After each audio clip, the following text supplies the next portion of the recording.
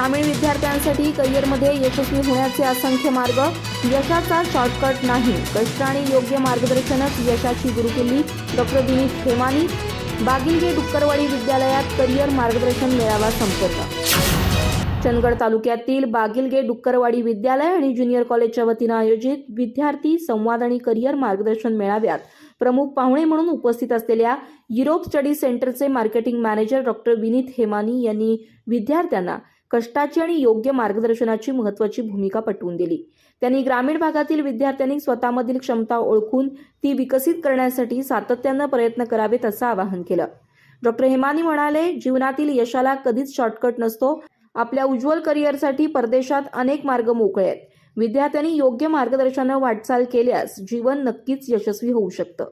या कार्यक्रमाच्या अध्यक्षस्थानी मुख्याध्यापक एस तुर्केवडकर होते, तर माजी सरपंच वसंत प्रभावळे आणि माजी उपसरपंच धनाजी देसाई यांची प्रमुख उपस्थिती होती.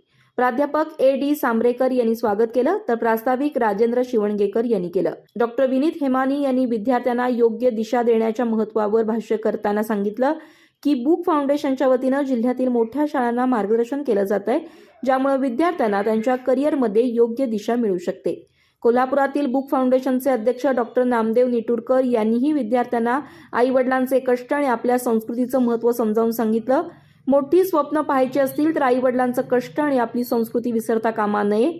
यशासाठी कष्टाची जोड हवी असं ते म्हणाले. यावेळी व्यासपीठावर प्राध्यापक के.आर. गावडे, प्राध्यापक सदाशिव पाटील, पी.एस. मगदूम यांच्यासह इतर शिक्षक उपस्थित होते.